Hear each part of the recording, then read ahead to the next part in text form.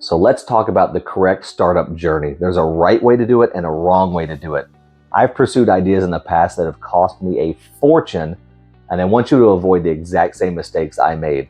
We all have our ideas that we're in love with and we're convinced they're great ideas, and we don't do any validating in the market or the customers, and we make mistakes. We pour money into it, we pour resources into marketing, and we find out too late that nobody cares.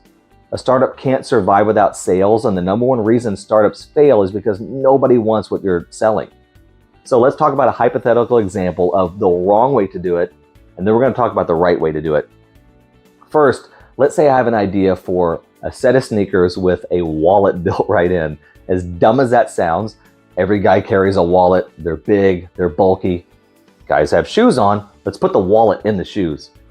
Problem solved. So what do?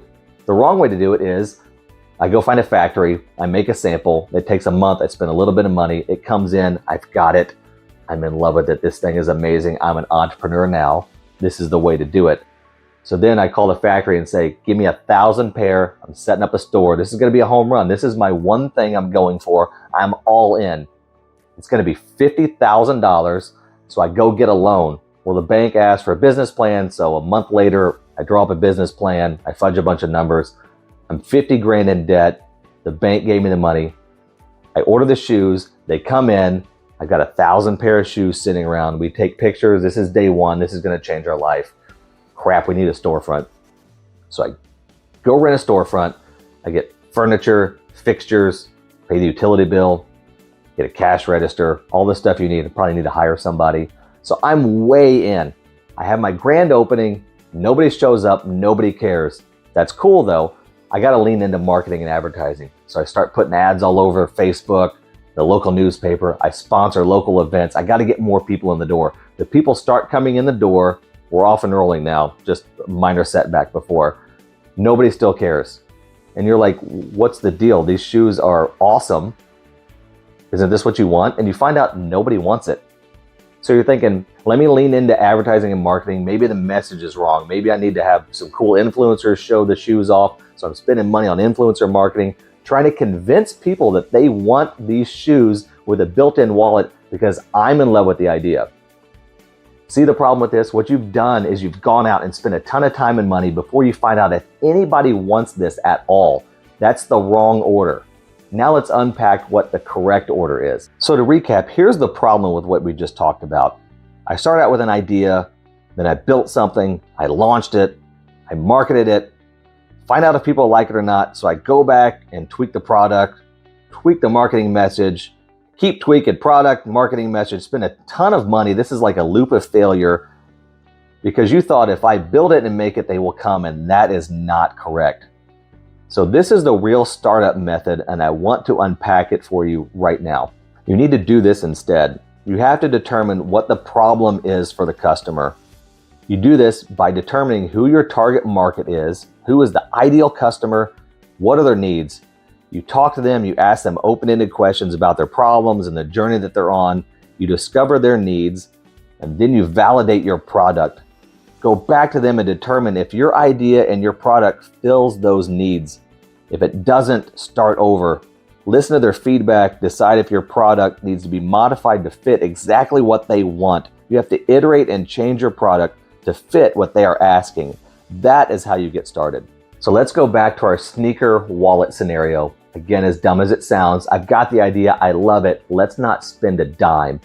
First, you would build a profile of your ideal customer. Let's segment a small group that we can easily reach. Let's say men between the ages of 30 and 45 in my local area that work hard and are always on the go. I can go find one of those to talk to. Let's find 50 of them, but let's just start with one. So go find this one person, start asking them open-ended questions about the problems they're having. Hey, what's the biggest problem you experience as a busy, hardworking guy on the go? Is it a major nuisance? Is it a minor annoyance? Hey, I see you have a bulky wallet. Is that thing a pain? Is it a major annoyance for you? Okay, great. Now I've got this information. I'm going to go back to the drawing board. I've heard some problems. I'm going to sketch out 3 to 5 different ways to solve the problem. They said, this wallet is annoying. I actually hate it. So I'm going to go back to them with a few ideas. One, What if I modified some pants to fit your wallet better? 2, what if I built a super thin wallet out of carbon fiber and everything slid right in and it's not bulky? 3, what if I designed a pair of sneakers with a wallet built right in? What do you think about that one? Listen to their feedback. Do they think any of these are amazing? Are they saying the carbon fiber thin wallet is a home run? Do you have this right now? I would pay for it. That's a great early signal. What about the sneaker idea? You're in love with that, but now you're getting real feedback from 30, 50, 100 people.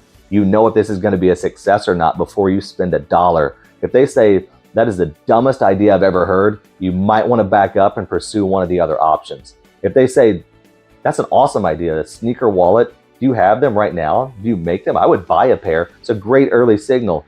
You say, hang on, let me go make them, or start taking pre-orders. You can do pre-orders if you're solving a big problem that people are eager for you to solve and create a solution for right now. Are people saying, can I buy this now? That's the path you need to go down. If it's not your original idea, that's totally fine. This is the correct way to do it. So this is the toughest part of the entrepreneurial journey. It's finding that initial feedback and making sure you're on the right path. Once you get that, you can start tackling other things such as this.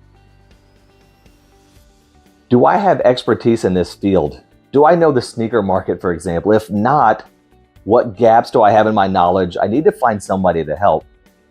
The business model consideration. Exactly how will I make money with my idea? What's the process of creating value for the buyer, which is super important?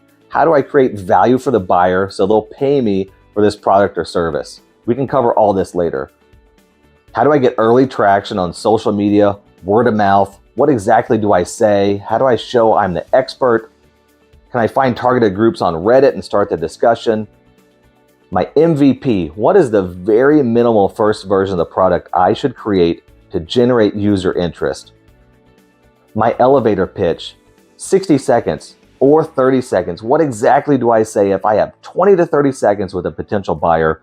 What information is important and what isn't? Early signals, we talked about this earlier. What are the early signals I should be looking for to assume I'm on the right track? I hope this helps you get started. Everything I've talked about and a ton more is in our startup course. It's 10 weeks. We're going to cover one of these items in a deep way every week for 10 weeks. We're going to give you action items to follow. It'll keep you accountable. The link is below. The sign-up's below. I hope to see you there. I hope this was helpful.